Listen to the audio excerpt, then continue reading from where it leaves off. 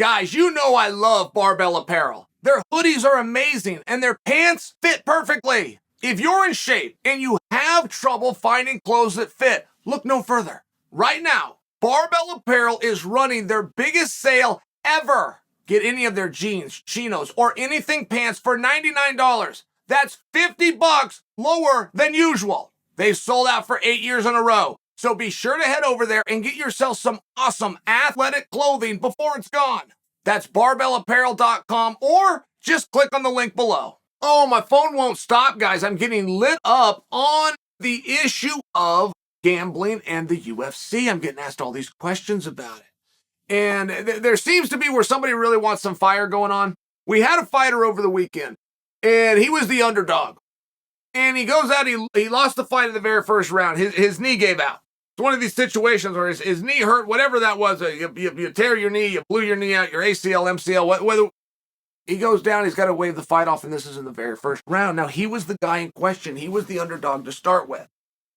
But prior to the fight, and just prior to the fight, right, which is a little bit of a subjective term when you take time and you say it's just before, but he goes from a 200 to a 400, right? You've got this underdog who's now twice as much the underdog, meaning money has come in on the other guy. I'm doing my best to explain for you some of the things that you're hearing, okay? This is Chael's goal, and I get that I'm being a little bit light on details, but if this is perverse as many think that it is, I think this is pretty sensitive stuff, and for all those involved, until we are certain of that, we'd be best to be a little bit light on the details. Here's one of the clues. One of the clues, and you'll hear this all the time, about, as you're following this, you'll hear this everywhere that you go, that they bet the guy every which way to win, right? So they took the underdog, they're betting on his opponent, they're betting against a certain guy that was already the underdog. So much money came on his opponent that made him a bigger underdog. You following me?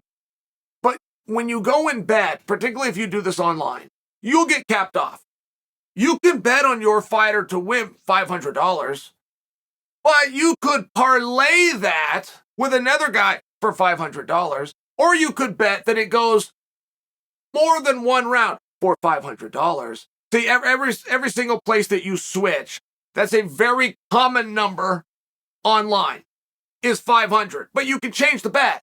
If you change the bet, you change how he's going to do it. So if you're certain that a guy is going to go down in the first round, you could bet TKO, for example. Then you could bet under one round, which would be under 3 rounds if you want to get another $500 out there, which is going to be, start playing all these different ways. And that is what happened. And that's the reason you keep hearing that. You hear it was bet every single way. That's why you would move it around and switch it up a little bit. Not just because the odds are different or you think you're going to be closer to being accurate, thus getting you a better payout. It would just get you another payout, right? If you're really sure of something, you're going to spread it around every which way. Think of a roulette wheel. Think of a roulette wheel. If you believe it's going to come the number 2, you could get 36 to 1 if you bet on number 2. But at some point, they're going to stop you from betting. So then you might also take, right, 2 happens to be red. You might take a big bunch of money and put it on red. Now, that's going to pay you even money. Whereas if you put it on number 2, you're going to get 36 to 1. But you're so sure you've already maxed out on the 2. Now you're going to put it on red. You could also get even money if you said that it was going to come up a number that was even. So you might go put that on even. And now you're spreading around every which direction, and somebody else is going to be watching and go, boy, you sure are positive. This doesn't sound like gambling at this point. Some of your actions and some of your behaviors are making it certain. How can you be so certain? And that's where the question's going to come in. And how could you be certain, and who would be to blame? Like, for example, I hear a guy who happens to be a wonderful guy, who happens to have a wonderful reputation. I keep hearing his name attached to this. And we know it is because he works with this guy. Oh, and he also openly is known to gamble. That's very peculiar. I think that's very peculiar. I think that's very limited information. And what if this source was right? What if this source had a really strong feeling and he shared it with somebody or a group of people? What if he made a whole bunch of individual phone calls? Or what if he just sent one text? What if he's in something called a group thread? Do you guys have that? I'm in one right now. It's called College Wrestling. All these guys that went to college and were part of the wrestling program, and I could get a little bit of information to a whole lot of people if I sent it on that one thread, or I could sit down with you two. The both of us on our window sheet, and in one message, I could get it to 2 people. Now, what if you had some followers on social media and you sent it? You only did it one time. Like, we could only have 3 or 4 moves, but if we did them the right way, it could encompass a whole bunch of people. So all of this begins to look very sinister, and you have to start to look into it. But before you point your finger, make sure that you understand we don't have these details yet. And coaches are always going to talk about their athletes. Always.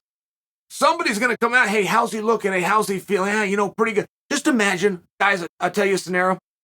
What if somebody from Dillashaw's camp came forward? Just somebody from Dillashaw's camp, this was not a secret, and said, boy, his shoulder has gone out a bunch of times in training.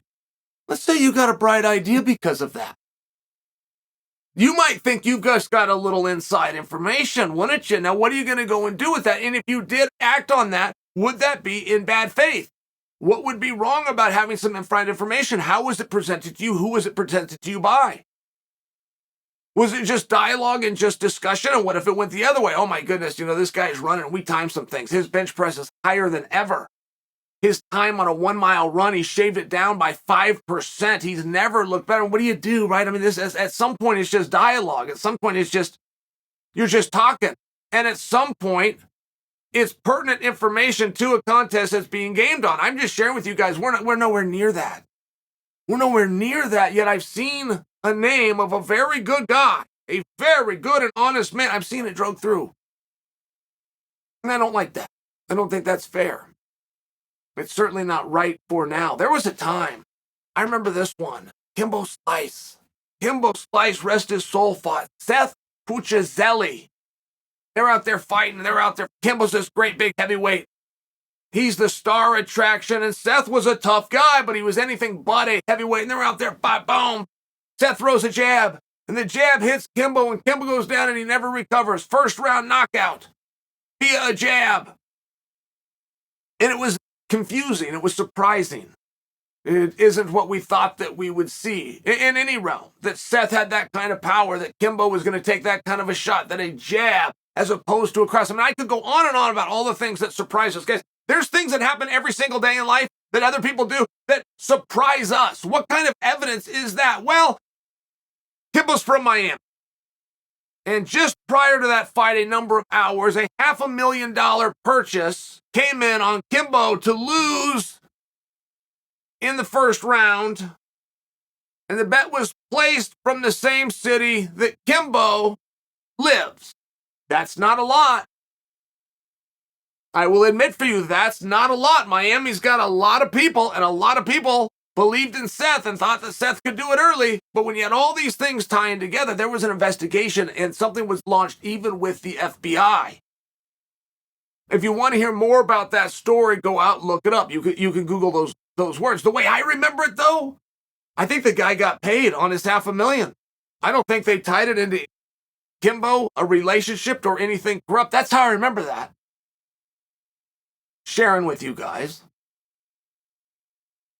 Sometimes things look really obvious and you think somebody's perverse, or you think that a conspiracy at play, you think that somebody has acted inappropriately. I think to get to that conclusion based on the information we have now is very premature. Save your opinion, reserve judgment. Let's see how this story plays out.